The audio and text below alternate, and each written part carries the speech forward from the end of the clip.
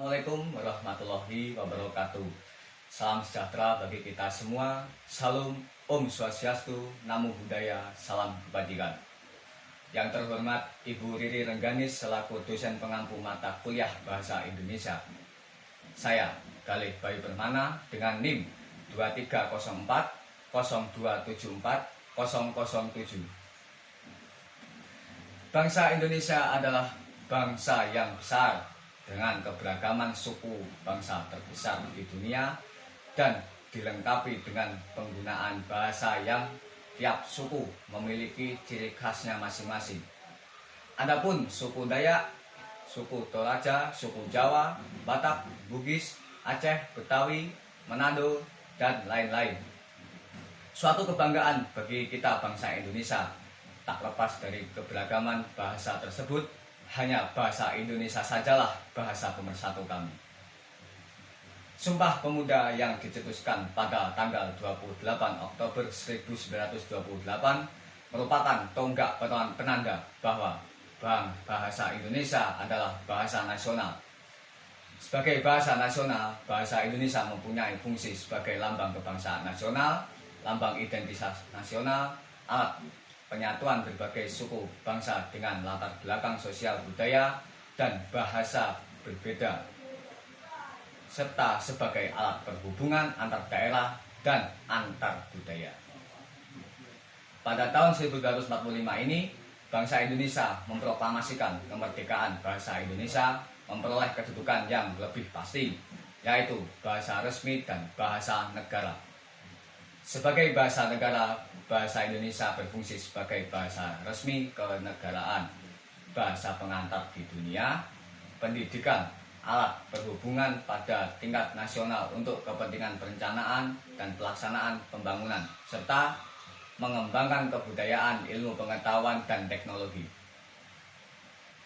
Setelah kemerdekaan bahasa Indonesia memasuki periode baru.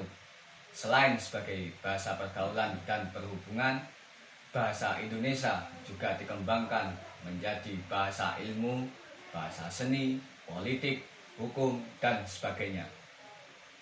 Pada tahun 1954 diadakan Kongres Bahasa Indonesia II. Tahun 1972 Presiden RI menetapkan pemakaian ejaan baru bahasa Indonesia. Pada tahun 1978 dan tahun 1983 diselenggarakan Kongres Bahasa Indonesia 3 dan 4 di Jakarta. Dalam kongres ini dihasilkan beberapa simpulan atau usul sehubungan dengan masalah-masalah di bidang bahasa, pengajaran bahasa, dan pendidikan bahasa dalam kaitannya dengan kedudukan dan fungsi bahasa Indonesia sebagai bahasa nasional. Selain itu, bulan Oktober juga ditetapkan sebagai bulan bahasa. Pada tahun 1988 adalah Kongres Bahasa Indonesia 5 di Jakarta.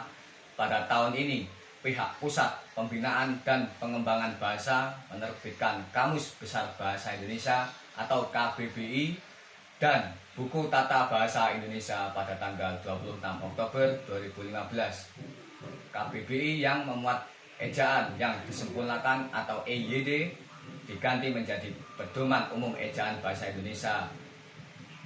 Pergantian ini berdasarkan Peraturan Menteri Pendidikan Kebudayaan Republik Indonesia Nomor 50 Tahun 2015.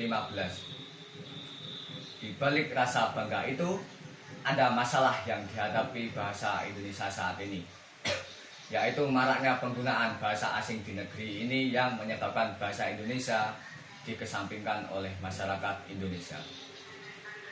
Penggunaan bahasa asing ini tidak hanya pada bahasa tulis seperti yang banyak tertera pada nama-nama mall, perumahan, dan berbagai merek produk lain, tetapi juga penggunaan bahasa asing dalam bahasa lisan, bahkan di dalam dunia pendidikan.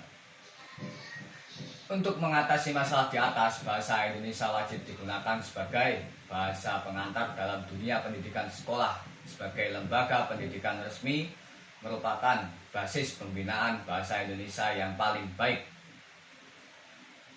Bahasa Indonesia akan terbina dengan baik apabila sejak dini anak-anak yang sedang menuntut ilmu dilatih dengan intensif dalam menggunakan bahasa Indonesia.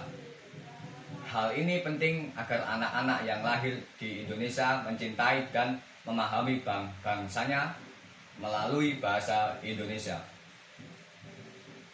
Pemuda bangsa Indonesia harus mampu melestarikan bahasa Indonesia di tengah-tengah tuntutan modernisasi, sehingga dapat mempertahankan jati diri bahasanya sebagai milik bangsa yang beradab dan berbudaya.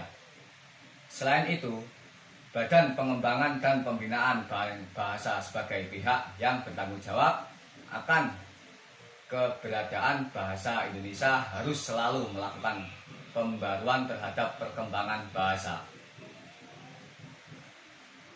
Kita sebagai warga Indonesia harus setia dan bangga untuk menggunakan bahasa Indonesia. Bagaimana kita dapat menunjukkan kebanggaan sebagai orang Indonesia apabila kita tidak bangga menggunakan bahasa Indonesia? Oleh karena itu, berbanggalah berbahasa Indonesia. Sekian pidato saya hari ini. Saya Galih Bayi Permana memohon maaf apabila ada kesalahan dalam pengucapan maupun tingkah laku saya yang kurang berkenan. Sekian, terima kasih. Wassalamualaikum warahmatullahi wabarakatuh.